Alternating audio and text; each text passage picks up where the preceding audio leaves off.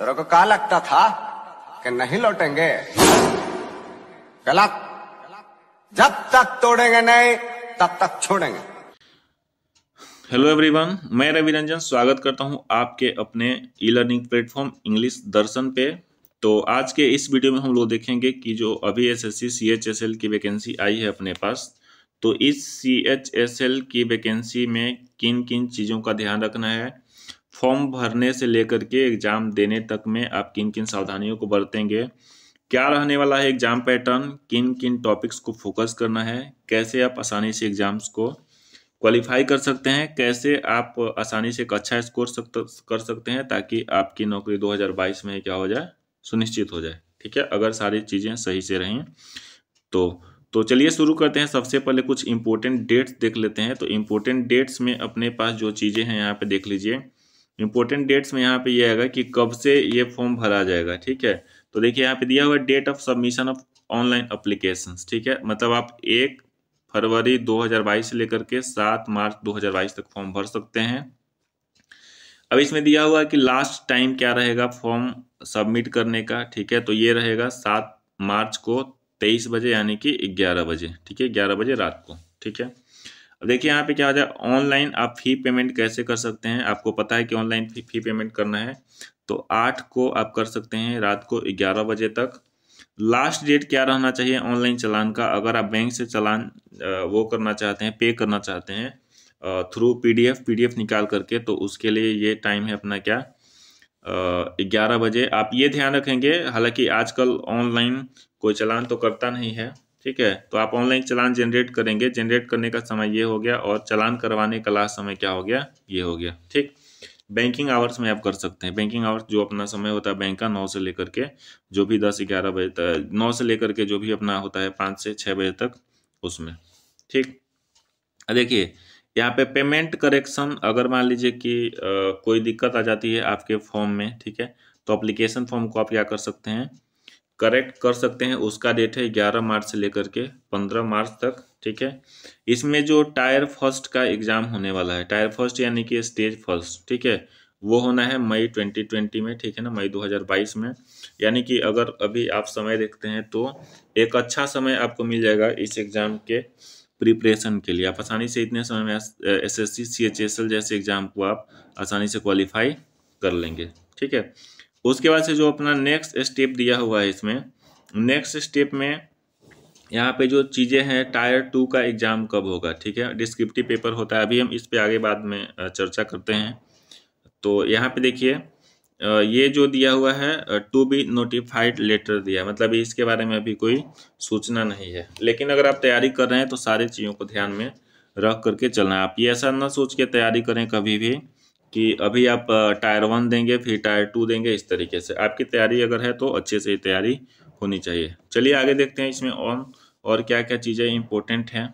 ठीक है, ये अपना पे स्केल दिया हुआ है। ठीक है, तो ये सब चीज़ें तब सोचना चाहिए जब आप क्या करते हैं, ज्वाइन करने जाएंगे या फिर आप जब ज्वाइन कर लेते हैं। ठीक, बाकी इसमें देखिए और हम बता देते हैं कि इसमें क्या क्या चीज़ें किस किस तरीके की वैकेंसी होती है। तो एक होता है लोअर डिवीजन क्लर्क हो गया, या फिर जूनियर सेक्रेटरिएट असिस्टेंट हो गया, JSA या फिर LDC जिसको बोलते हैं। ठीक, अब ये सारे पोस्ट होते क्या हैं, ये सारे पोस्ट वो पोस्ट हैं जितनी भी हमारे पास मिनिस्ट्रीज हैं, गवर्नमेंट की जितनी भी संस्थाएं हैं जो अंडर सेंट्रल गवर्नमेंट आती हैं, ठीक है, तो उसमें ही आपको जॉब मिलेगी।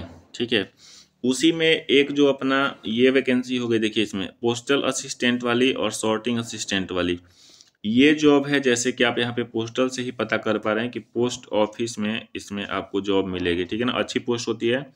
सबसे अच्छी बात होती है CHSL की कि इसमें जो भी पोस्ट आप जिस भी पोस्ट पे ज्वाइन करते हैं वो सब ऑफिशियल जॉब है। ठीक है ना, इसमें कोई टेंशन नहीं है। ऑफिशियल जॉब का मतलब आप एक ऑफिस में बैठ करके अपना काम सारा एग्जीक्यूट करते हैं। ठीक, उसके बाद से देखिए और इसमें क्या पोस्ट है, एक हो गया अपना data entry operator. Data entry operator, इसका पे स्केल कुछ इस तरीके से है। ये आप नोटिफिकेशन को पूरा अच्छे से पढ़ लेंगे, हम सिर्फ इसमें इंपॉर्टेंट चीज़ों पे चर्चा यहाँ पे करेंगे। ठीक है, अब देखिए वैकेंसीज की अगर बात की जाए तो अभी क्या हुआ है कि पहले एसएससी क्या करती थी कि पहले पूरी वैकेंसी दे देती थी, लेकिन अभी क्या हो रहा है कि वैकेंसी जो है वो अलग अलग ऑर्गेनाइजेशंस, अलग अलग डिपार्टमेंट्स से वैकेंसी एसएससी के पास अपडेट नहीं होती है, इसलिए ये वैकेंसी अभी क्या कर दी है, नहीं दी है। ठीक है, तो इसमें दिया हुआ है कि updated vacancy position will be uploaded on the website of the commission. ठीक है, मतलब आगे चल के आपको वेबसाइट पे क्या किया जाएगा, वैकेंसी मिल जाएगा। ठीक है, सॉरी अपलोड किया जा चुका है, तो आप वहां से जाकर के देख सकते हैं कि इस डिपार्टमेंट में कितनी वैकेंसी है।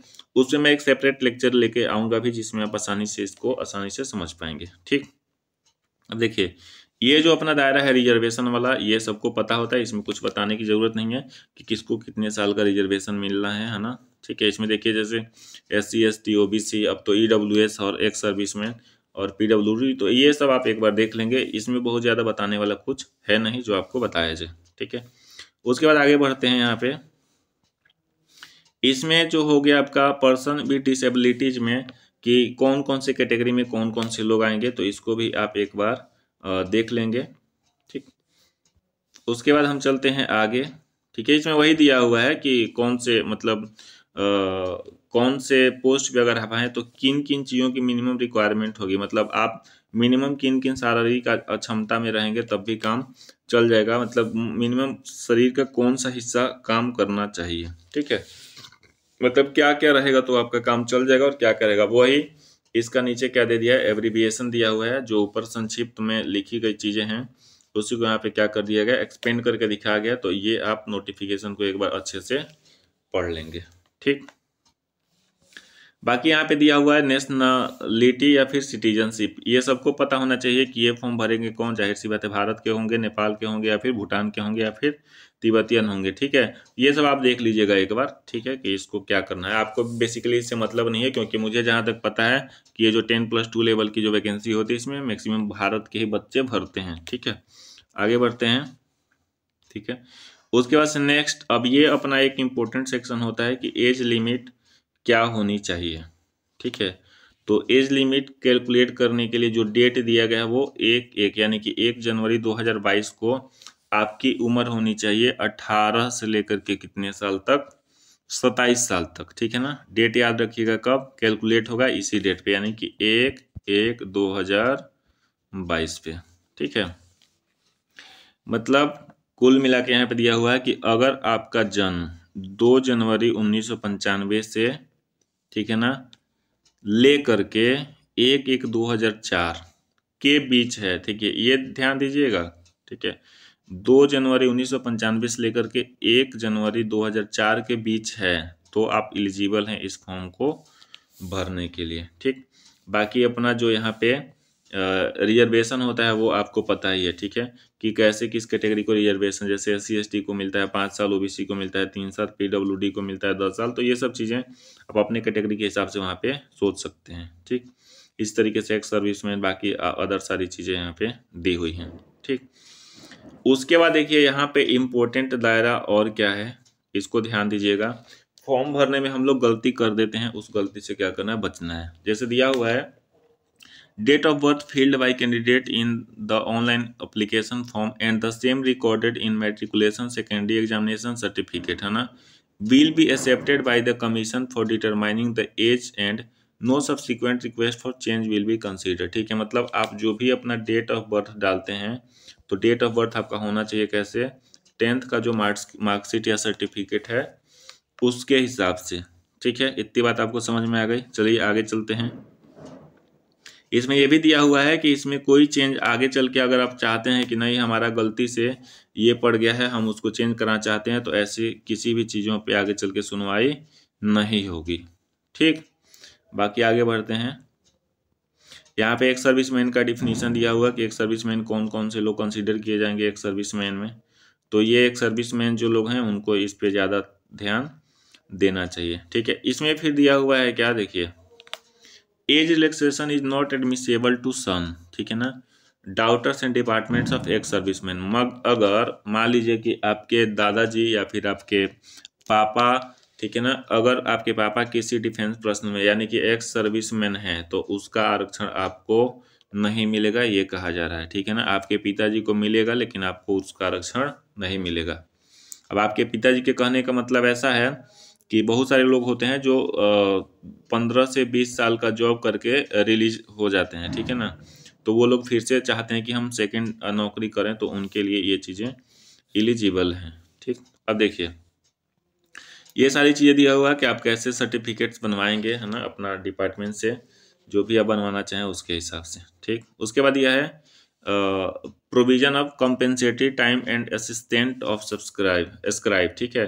तो इसका मतलब ये होता है कि अगर कोई PWD वाला बच्चा है, PWD का मतलब पर्सन विथ डिसेबिलिटी, ठीक है, तो उसके लिए क्या कंडीशन होता है कि वह एक स्क्राइब लेके आ जाता है। स्क्राइब मतलब होता है कि एक तो कैंडिडेट खुद हो गया और एक और लेके जाएगा जो उसको क्या करेगा, एग्जाम में ये इसको सजेस्ट करेगा कि इसका आंसर ये दो, तो उसको क्या करेगा, टिक करेगा। बस वो इतना ही करता है, ऐसा नहीं कि वो बहुत ज़्यादा पढ़ा लिखा हो इन सब चीज़ों में, ठीक है ना। ऐसे कैंडिडेट्स को नहीं ले जाया जाता है। आगे बढ़ते हैं, बाकी सारी चीज़ें उसी से रिलेटेड हैं, इसमें बहुत ज़्यादा जानने की ज़रूरत नहीं है। एक चीज़ और ध्यान रखिएगा, जो भी एग्ज़ाम का समय होता है ना, उसमें 20 मिनट ज़्यादा दिया जाता है, ये एक ध्यान देने वाली बात है।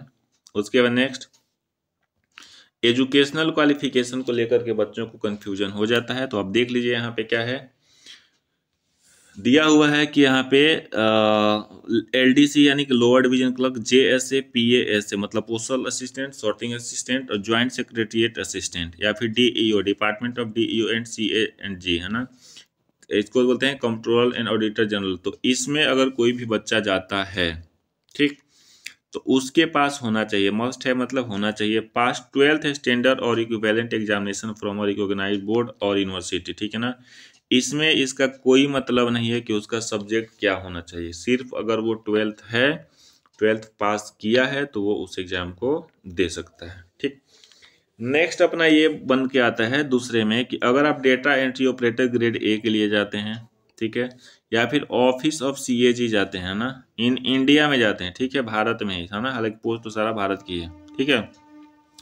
इसमें क्या होना चाहिए, 12th होना चाहिए आपका और साइंस से होना चाहिए, ठीक है ना, जिसमें कौन कौन सा सब्जेक्ट मैंडेटरी है, तो सिर्फ और सिर्फ आपका मैथ होना चाहिए, ठीक है। जैसे आपका PCM है तब भी ठीक है, और मान लीजिए कि यहाँ पे आप मैथ की जगह पे बायो ले लेते हैं तो बायो वाले एलिजिबल नहीं होंगे, ठीक है ना। मतलब एक सब्जेक्ट आपका मैथ होना ही होना चाहिए, चाहे आप उसको एक्स्ट्रा सब्जेक्ट के रूप में रखें और चाहे उसको मेन सब्जेक्ट के रूप में रखें, उससे कोई फर्क नहीं पड़ना है, ठीक है।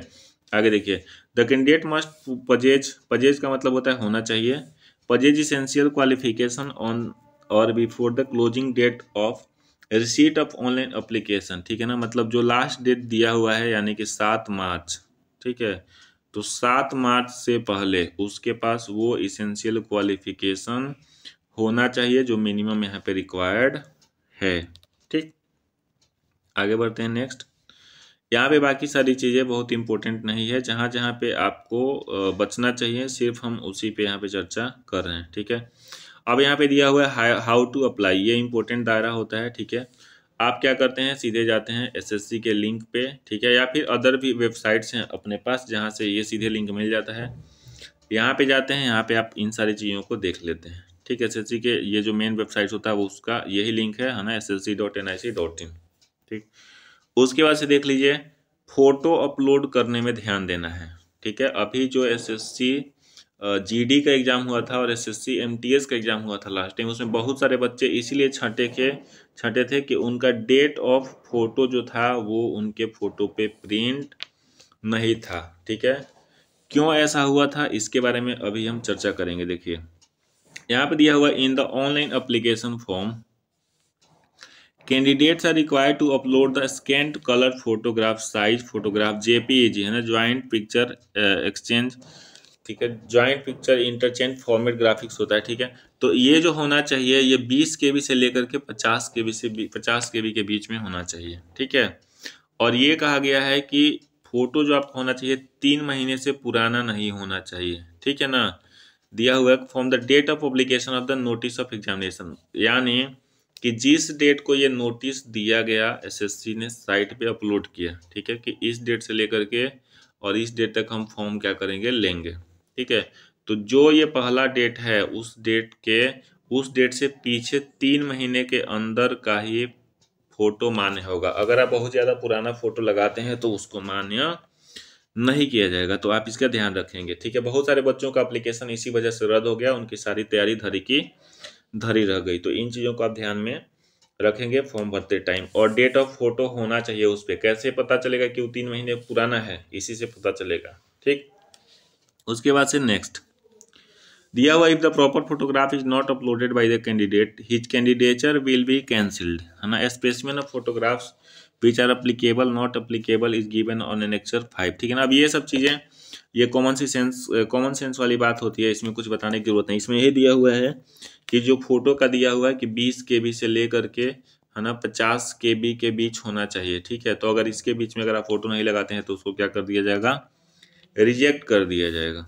ठीक, उसके बाद दिया हुआ है last date and time of submission of online application. अब कहा जा रहा है, ये तो हमने वहीं पे बता दिया। ठीक है, 7 मार्च आखिरी डेट है। ठीक है ना। कब तक आप कर सकते हैं? 11 बजे रात तक। ठीक, तो आप कभी भी कोई भी ऑनलाइन फॉर्म भरें तो आप लास्ट डेट को देख करके नहीं भरें। फॉर्म भरना ही है, फॉर्म को शुरू में भर दें और निश्चिंत हो जाएं आगे के लिए। ठीक है, आप इस चक्कर में नहीं रहेंगे सर्वर डाउन जा रहा है कि बैठ गया कि फेल हो गया कि क्या हो गया। आप शुरू में ही फॉर्म भर दो, जब फॉर्म भरना ही है तो उससे क्या मतलब है। ठीक है, उसके बाद नेक्स्ट हो गया यहाँ पे, अब अप्लीकेशन फ़ी की बात कर लेते हैं। ठीक है, अप्लीकेशन फ़ी में क्या 100 रुपया चार्जेबल है। 100 रुपया चार्जेबल है, वो भी किसके लिए? देखिए, सिर्फ जनरल के लिए और ओबीसी के लिए, और किसी के लिए नहीं। सिर्फ जनरल और ओबीसी, और वो भी कैंडिडेट होने चाहिए कौन? मेल कैंडिडेट होने चाहिए।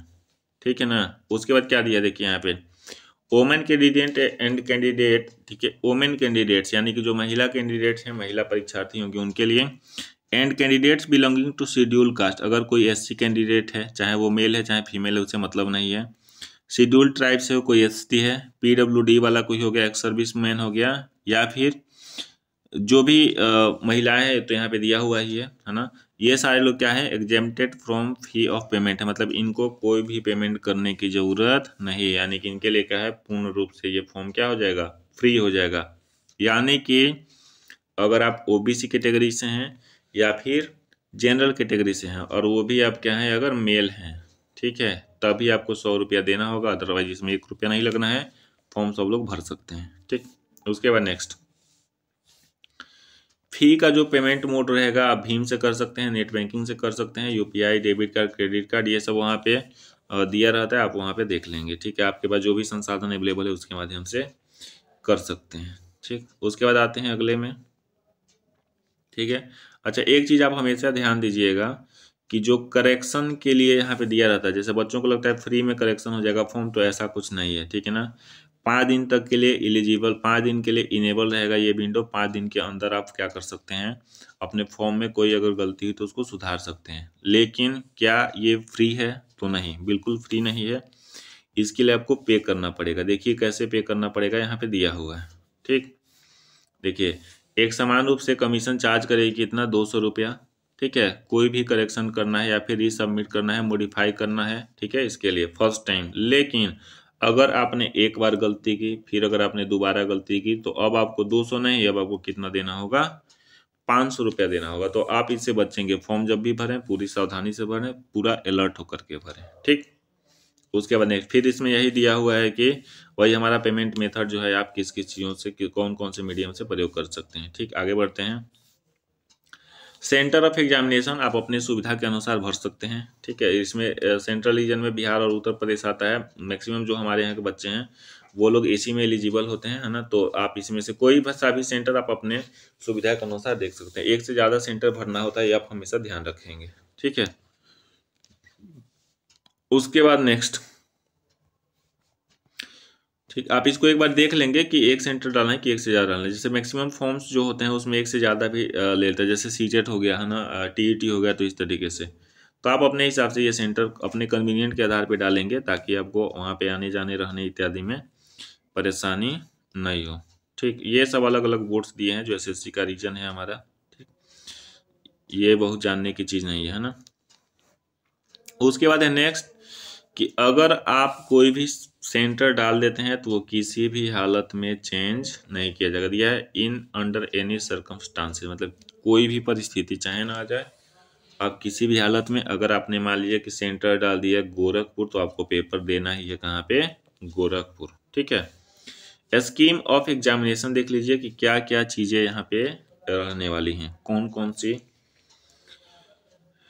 किस किस प्रकार के टेस्ट होंगे, क्या क्या आपसे पूछा जाएगा। ठीक है, तो यहाँ पे जो अपना एग्जाम होने वाला है, इसमें the examination will consist of computer based test, जिसको आप शॉर्ट में CBT बोलते हैं। ठीक है, तो CBT होगा टायर 1 में, डिस्क्रिप्टिव होगा पेन पेपर मोड में।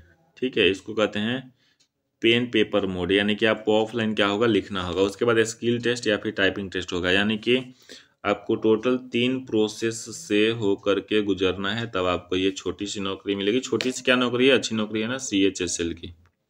ठीक, आजकल नौकरी ही मिल जाना बड़ी बात है, क्या छोटी क्या बड़ी। ठीक है, अब देखिए अगले में कहा जा रहा है in the question paper where necessary the metric system of weight and measure will be use. ठीक है ना, ये SSC का अपना मापने का तरीका है। ठीक है ना, इसमें क्या होता है, नॉर्मलाइजेशन भी होता है, आप इस पे भी ध्यान देंगे।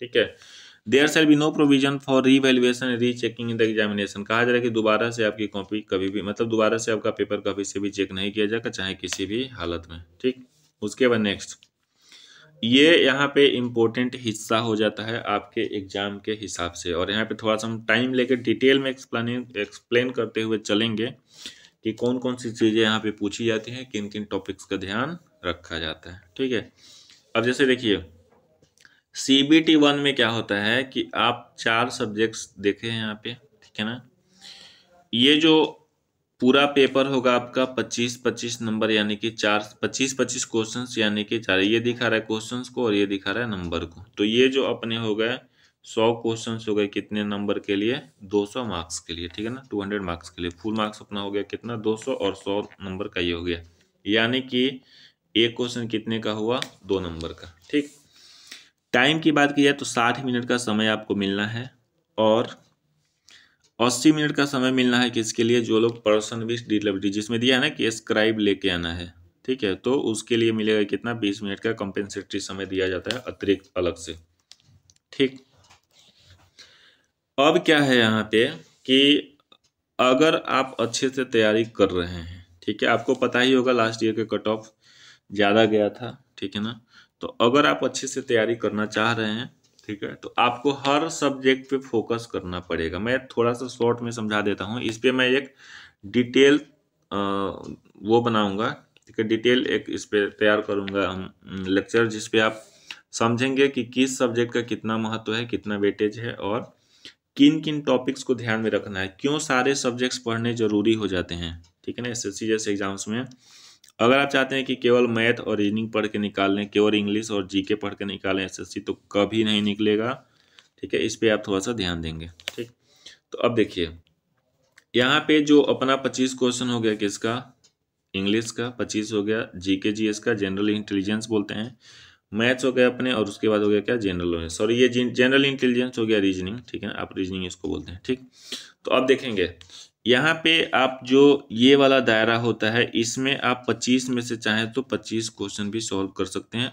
डिपेंड करेगा आपकी तैयारी कैसी है, आपकी मैथ में पकड़ कैसी है। ठीक है, मैं ये बता रहा हूँ कि आप इस एग्जाम को पास कैसे करोगे।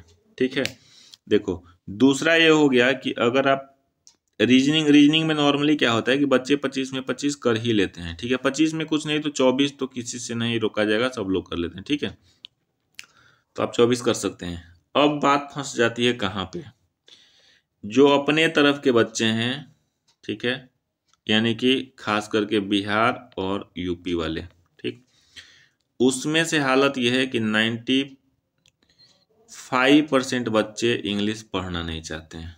समस्या के फंस जाती है यहाँ पे। ठीक, उसके बाद से अगर मान लीजिए कि आपका खूब इंटरेस्ट है GK GS में या फिर जनरल अवेयरनेस में, लेकिन आप ये 25 क्वेश्चन है ना, इसमें से 18 से 20 से ज़्यादा आप किसी भी कीमत पे नहीं कर पाओगे। 18 से 20 मैंने हाईएस्ट बताया है।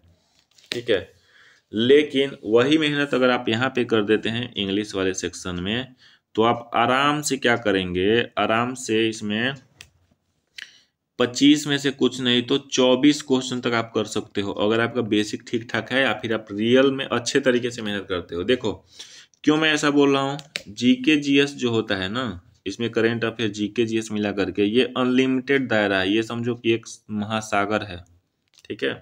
अब इस महासागर में आपको उतार दिया जाता है और आप क्या करते हैं, उसमें डूबते उतराते रहते हैं, ठीक है। तो इससे इस पे थोड़ा सा आप जो फोकस ज़्यादा देते हैं उसका अगर आप यहाँ पे इस्तेमाल कर लेंगे तो आप आसानी से इस एग्ज़ाम को क्रैक कर सकते हैं और आसानी से एक अच्छी जॉब पा सकते हैं, ठीक। और हमेशा ध्यान रखिएगा, अगर कट ऑफ जाता है 110, मैं एक एग्जांपल दे रहा हूँ, 110 जाएगा नहीं, ठीक है ना, कुछ नहीं जाएगा तो 170 प्लस जाना है कट ऑफ, ये हमेशा ध्यान रखिएगा, ठीक। तो क्या आपका रिजल्ट 170 नंबर पाके हो जाएगा? कभी नहीं होगा, हमेशा ध्यान रखिएगा। जो कट ऑफ जाएगा उससे अगर आप 10 से 15 नंबर ज़्यादा लाते हैं तो आप निश्चित ही तौर पे उस एग्ज़ाम को, उसमें फाइनल सिलेक्शन पा सकते हैं, ठीक। उसके बाद जो नेक्स्ट एग्ज़ाम होता है, इसमें देखिए जैसे एक चीज़ और दिया है, टीयर फर्स्ट जो होगा वो ऑब्जेक्टिव होगा, ये सब आप लोगों को पता है, इसमें ज़्यादा बताने की ज़रूरत नहीं है, ठीक है। इसमें जो क्वेश्चंस रहते हैं इंग्लिश और हिंदी में, दोनों में रहते हैं, बस किसको छोड़ करके, इंग्लिश को छोड़ के, इसलिए दिया हुआ है कि हिंदी फॉर पार्ट 2, 3 एंड 4, यानी कि पार्ट फर्स्ट जो रहेगा उसमें क्या रहेगा, मतलब एक ऐसा हिसाब है जिसमें इंग्लिश होगा। अब इंग्लिश को थोड़ा ना हिंदी में दे देगा, ये तो कॉमन सी बात है, ठीक है। अब दिया हुआ है there will be negative marking of 0.50 marks. 0.50 क्यों? अगर एक क्वेश्चन है 2 नंबर का, सॉरी, एक क्वेश्चन है 2 नंबर का, तो इसका आप निकालोगे कितना, 1/4, ठीक है। तो इसका 1/4 कितना होगा, 0.50 ही तो होगा, ठीक है। तो 1/4 इसमें हो जाता है कटौती, यानी कि अगर आप 2 क्वेश्चन करते हो सही और 2 कर देते हो क्या गलत, तो आपको मिला कि यहाँ पे 4 नंबर और माइनस है कितना, 1 नंबर, तो कुल मिला के आप पाओगे कितना, 3 नंबर, ठीक। तो आप इन सब चीज़ों से बचेंगे। निगेटिव नुकसानदायक ही होता है, क्यों? क्योंकि होता है क्या, नॉर्मलाइजेशन, ठीक है। उसके बाद क्या दिया हुआ है कि टेंटेटिव आंसर की of computer based examination will be placed on website of the commission after the examination, ठीक है। एग्जामिनेशन के बाद से आप क्या कर सकते हैं, एग्जामिनेशन के बाद से आप आंसर की देख सकते हैं जो वेबसाइट पे टाइम टू टाइम अवेलेबल होता है। दिया if any with in the time limit given by the commission on payment. अब कहा जा रहा है कि आप किसी आंसर की को चैलेंज करना है तो आप चैलेंज भी कर सकते हैं, लेकिन उसके लिए आपको एक क्वेश्चन को चैलेंज करने के लिए 100 रुपया देना होगा, ठीक। तो एक बेसिक सी बात हो गई। उसके बाद आते हैं सिलेबस पे, ठीक। सिलेबस इंपॉर्टेंट सेक्शन है, यहाँ पे सिलेबस जानिए सिलेबस क्या होता है, ठीक है। कौन कौन सी चीज़ें आपको यहाँ पे पढ़नी होती है, कितना वेटेज है किस टॉपिक का, ठीक। जैसे देखिए इंग्लिश की ही बात करते हैं, ठीक है। चूंकि आपका जो चैनल है वो इंग्लिश डेडिकेटेड है तो इसलिए मैं सबसे पहले इंग्लिश पे चर्चा करूंगा, ठीक है। स्पॉट द एरर में पूरा ग्रामर पूछ लिया जाता है आपसे, ठीक है, पूरा ग्रामर आ जाता है इसमें, ठीक है ना। स्पॉट द एरर में क्वेश्चंस कितने आएंगे, 2। फिल इन द ब्लैंक्स की बात करोगे, इसमें भी क्वेश्चंस आएंगे कितने, 2। और fill in the blanks 2-3 type से पूछा जाता है, उसकी मैं डिटेल में चर्चा करूंगा, ठीक है। सिनोनिम्स या होमोनिम्स दोनों का मतलब होता है जो समान अर्थ वाले शब्द होते हैं, इससे भी क्वेश्चन आएगा कितना, 2। तो देखिए 2 यहाँ, 2 यहाँ, 2 यहाँ, 4 हो गया। एंटोनिम्स हो गया 2 नंबर का, 6 हो गया। स्पेलिंग या फिर डिटेक्टिंग मिस स्पेल्ड वर्ड दोनों का मतलब एक ही होता है, तो हो जाएगा क्या, ये 8, यानी कि 2, 2, 4, 2, 6, 2, 8, 2, 10 नंबर का हो गया, ठीक है। इडियम्स फ्रेजेस से पूछा जाएगा 2 क्वेश्चन। वन वर्ड सब्स्टिट्यूशन से पूछा जाएगा 2 क्वेश्चन, ठीक है। इंप्रूवमेंट ऑफ सेंटेंसेस से पूछ दिया जाता है 2 क्वेश्चन, ठीक है। एक्टिव पैसिव वॉइसेस से 2 क्वेश्चन आ जाएगा। कन्वर्जन इनटू डायरेक्ट इनडायरेक्ट इससे भी पूछ जाता है 2 क्वेश्चन, ठीक है। सफलिंग ऑफ सेंटेंसेस या सफलिंग ऑफ सेंटेंस पार्ट्स, अब इसका मतलब होता है आप जानते हैं PQRS, या फिर इसी को बोलते हो बोलचाल की भाषा में क्या, रीअरेंजमेंट, ठीक है। सफलिंग ऑफ सेंटेंसेस ये भी वही चीज़ है। इन अ पैसेज, किसी पैसेज को कर दीजिएगा तो वो बड़ा बन जाएगा और सेंटेंस को कर दिया तो छोटा बन जाएगा। अब देखिए क्लोज पैसेज या कॉम्प्रिहेंशन पैसेज, इससे जब भी आएगा 5 नंबर का आएगा। अब देखो किसी भी CHSL जैसे एग्जाम में अगर क्लोज पैसेज आता है, ठीक है, तो 5 क्वेश्चन आएगा तो आपका कितना हो गया, 10 नंबर अकेले हो गया। हमेशा ध्यान देना, अगर क्लोज पैसेज आएगा तो कॉम्प्रिहेंशन नहीं आएगा, और अगर कॉम्प्रिहेंशन आएगा तो क्लोज पैसेज नहीं आएगा। इसको आप ध्यान दीजिएगा, यही होते आया है अभी तक और यही आगे होगा भी। लेकिन चूंकि आप तैयारी कर रहे हैं तो आपको सिलेबस की तैयारी अच्छे से करनी चाहिए। देखो इंग्लिश का कितना छोटा सा सिलेबस है, ठीक है ना, आप यहीं पे देख लीजिए, ठीक है। इंग्लिश का मात्र इतना सा सिलेबस है, ठीक है। इससे भी बच्चे क्या करते हैं, डर जाते हैं, ठीक है। इस पे मैं डिटेल में आगे चर्चा करूंगा। एक वीडियो आपको ऐसा ही मिलेगा जिसमें सिर्फ इंग्लिश पे बातें होंगी कि इंग्लिश को हम कैसे इम्प्रूव करें। एसएससी सीएचएसएल में इंग्लिश के लिए मैं आपके लिए क्या करने वाला हूं, इन सब चीज़ों पे मैं चर्चा करूंगा डिटेल में। उसके लिए थोड़ा सा आप वेट करिए 1-2 दिन। अब आते हैं अगले में। ये रहा अपना रीजनिंग का सिलेबस, ठीक है ना। ये आप अच्छे से देख लीजिएगा। ये आप जहाँ जिससे भी रीजनिंग पढ़ते होंगे वो आपको डिटेल में बता देंगे, ठीक है। इसमें आप प्रीवियस ईयर पेपर देखिए, सबसे बेस्ट तरीका वही होता है। किसी भी एग्जाम को जांचना है कि एग्जाम का लेवल क्या होगा, तो आप पिछले 5 से 10 साल का प्रीवियस ईयर देख लो। एसएससी जैसे एग्जाम में 70% चीज़ें रिपीट हो जाती हैं, ठीक। अब ये आप रिपीटिशन मत मान के चलिए कि 2020 वाला पेपर आ गया 2022 में, ऐसा नहीं होगा कुछ, ठीक है। आगे बढ़ते हैं। मैथ्स में आप देख लीजिए, मैथ्स का दायरा हो जाता है बड़ा, है ना। जैसे देखिए, एक ये अपने आप में, दूसरा, तीसरा, चौथा, पांचवा, इस तरीके से करके पूरा मैथमेटिक्स आपको यहाँ पे खत्म हो जाता है, ठीक है। उसके बाद से देखिए जनरल अवेयरनेस में क्या हो जाता है, ये आप पूरा करेंट अफेयर्स का वेटेज बढ़ गया आज के टाइम में, ठीक है ना। उसके बाद से देखिए करंट इवेंट दिया हुआ है यहाँ पे, है ना। उसके बाद दिया हुआ है क्या, स्पेसिफिक एस्पेक्ट ऑफ में। उसके वजह से हमारे अभी बजट हो गया, तो बजट से क्वेश्चन है। The test will also include question relating to India and its neighbouring country, मतलब भारत और उसके पड़ोसी देश, specially pertaining to history. History क्या था, कल्चर हो गया अपना, संस्कृति क्या थी, जियोग्राफी भूगोल हो गया, इकोनॉमिक्स, है ना, साइंस, ठीक है, इकोनॉमिक सीन। उसके बाद से जनरल पॉलिसी, साइंटिफिक रिसर्च इत्यादि इत्यादि। ये मतलब आपका समझ लो पूरा जीएस है, ठीक है। जीएस में ये भले लिखा है यहाँ पे इतना है, ऐसा होता नहीं है। क्वेश्चंस बहुत अच्छे आते हैं। और जीएस में आपका क्या, हिस्ट्री, पॉलिटी, ठीक है, इकोनॉमिक्स, उसके बाद से क्या हो गया, ज्योग्राफी, उसके बाद से सीए, करेंट अफेयर्स, इतना मिला करके। उसके बाद से आपका प्योर जीके, जिसको आप बोलते हो क्या, स्टैटिक जीके के नाम से, तो ये पूरा आपका सिलेबस हो जाता है, ठीक है। तो आप इससे भली भांति परिचित होते हैं, क्योंकि आपके दिमाग में जैसे कंपटीशन नाम की बात आती है ना, आप सबसे पहले समझते हो जीके जीएससी कंपटीशन है, ठीक है। तो ये बहुत ज़्यादा बताने का कोई मतलब है नहीं, ठीक। आगे आइए। दूसरा पेपर जो होगा यहाँ पे क्या हो जाएगा, डिस्क्रिप्टिव पेपर होगा, ठीक है। अब दिया हुआ है कि tyre 2 paper will be descriptive paper of 100 marks. 100 marks का पेपर होगा, पेन एंड पेपर मोड में होगा, यानी कि आपको लिखना होगा इसमें, ठीक है। अब आप ऐसा डरने की ज़रूरत नहीं है कि ये इंग्लिश में ही लिखना होगा, ठीक है ना। आप जो अपने 8वीं अनुसूची में, ठीक है ना, जो 8th शेड्यूल है उसका संविधान का, उसमें जो 22 लैंग्वेजेस दी गई हैं उसमें से किसी एक में लिख सकते हो, ठीक। आप वहाँ पे हिंदी लिखिए, इंग्लिश लिखिए, ठीक है। बाकी जो भी भाषा है, डोगरी, संथाली, मैथिली, उसमें से कोई सा भी प्रयोग कर सकते हो, ठीक। उसके बाद आते हैं नेक्स्ट। इसमें दिया हुआ है कि ये जो पेपर होगा 100 मार्क्स का, ठीक है, इसमें समय कितना मिलेगा आपको, समय मिलेगा 1 घंटे का, ठीक है। और उसमें भी फिर वही बात है, 20 मिनट कंपेंसेटरी दिया जाएगा अलग से, ठीक। अब इसमें आपको क्या करना होता है ना, मिनिमम कम से कम क्वालिफाई करना होता है। The minimum qualifying marks tyre 2 would be 33%, 33% लाना है। अगर 100 नंबर का पेपर है तो आप 33 नंबर लाओगे, तभी कंसीडर किए जाओगे कि इसमें पास हो। अगर इसमें पास हो गए तभी आपको टायर 3 में बुलाया जाएगा, नहीं तो यहीं से आपकी क्या हो जाएगी, घर वापसी, ठीक। आगे आते हैं नेक्स्ट। इसमें दिया the paper will appear to written either in Hindi और इंग्लिश, हिंदी या इंग्लिश में रहेगा, ठीक है ना। Written in Hindi and part in English will be awarded 0 marks, ठीक है। कहा जा रहा है कि आप हिंदी या इंग्लिश किसी में से एक भी पेपर को दे सकते हैं, ठीक है। जैसे दिया गया है, ये मेंस मतलब टायर 2 वाली बात कह रहे हैं, या तो आप इसको लिख सकते हो किस में, हिंदी में, या तो लिख सकते हो किस में, इंग्लिश में, ठीक।